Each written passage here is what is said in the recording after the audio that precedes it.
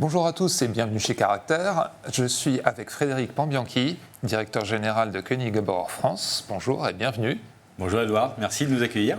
Alors vous êtes constructeur de presse, vous voyez des imprimeurs d'emballage régulièrement. Quelles sont leurs préoccupations aujourd'hui? Quels sont leurs enjeux? C'est un équilibre de développement et d'innovation à trouver entre augmentation de la productivité, mais également réduction de l'empreinte énergétique, c'est très important, l'empreinte carbone, la consommation d'énergie. Donc tous nos efforts sont faits pour aller dans ce sens qui n'est pas forcément logique, puisque normalement plus je vais vite, plus je consomme. Mais aujourd'hui, les derniers efforts que nous ont demandé nos clients, on les a constatés à Drupa, c'est d'avoir augmenté la productivité tout en baissant la consommation électrique des machines. C'est très important.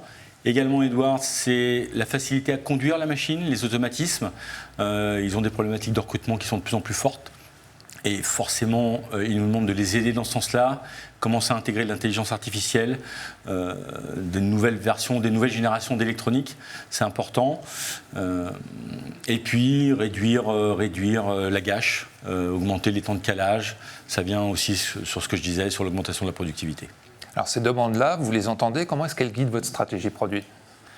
C'est, j'ai envie de dire, 110% de la R&D qui est concentrée sur le feedback des clients.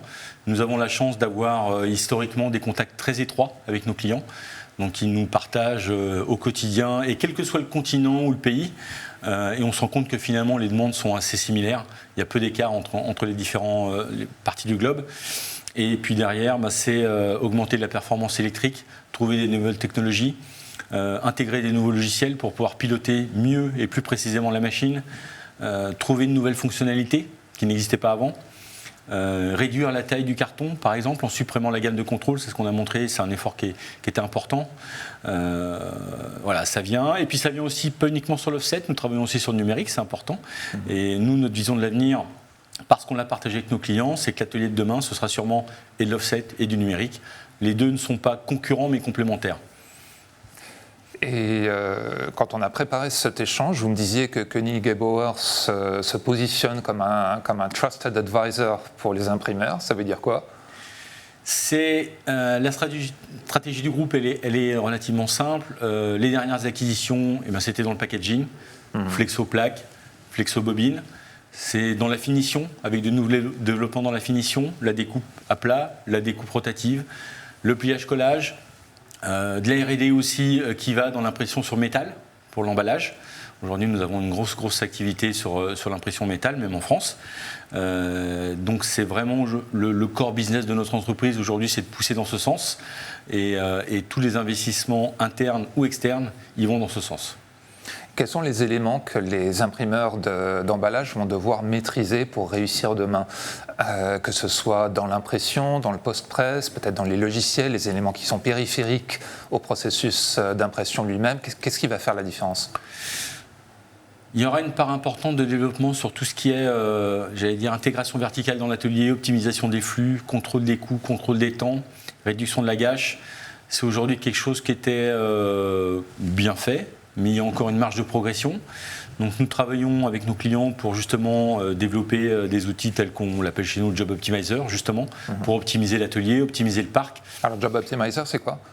Job Optimizer, c'est un environnement logiciel qui va vous verser dans le logiciel les jobs que vous devez produire aujourd'hui, 5, 10, 15, 20, et c'est lui en fait qui va les ordonnancer pour optimiser tout ce qui est calage, temps, lavage, donc le côté énergie, le côté temps, le côté gâche. Et on se rend compte sur les premières installations que nous avons faites que à atelier ou parc équivalent, ils arrivent à économiser ou à être plus efficients de plus de 10%. D'accord. C'est un chiffre très important. On parlait tout à l'heure d'optimisation énergétique des presses. Je crois qu'il y a un effort particulier qui a été fait sur la réduction de la consommation des sécheurs notamment. Oui. Je crois que vous me disiez il y a une réduction de 40% de la consommation d'énergie des presses par rapport aux versions précédentes, c'est ça? C'est même un peu plus. Ouais. Si je raisonne par rapport à la génération N-2, c'est même 60%, 30-40% par rapport à la génération N-1. Donc nous avons fait énormément d'efforts là-dessus. Nous avons aussi développé tout un environnement logiciel pour que le client puisse, à distance, contrôler sa consommation énergétique sur la machine, s'assurer que finalement l'environnement sécheur il est bien optimisé et non pas surutilisé, c'est très important. Et c'est quelque chose qui n'existait pas avant. Il y a encore 3 ans, personne ne nous parlait énergie avec nos clients. Il n'y avait pas de discussion sur l'énergie. Aujourd'hui, c'est important. Et donc, nous avons avancé et sur l'aspect technique propre machine et aussi sur l'aspect logiciel pour le contrôle et le pilotage du parc. Ouais, donc, la crise de l'énergie est passée par là. Effectivement. Frédéric Porbianchi, merci beaucoup. Merci, Edouard.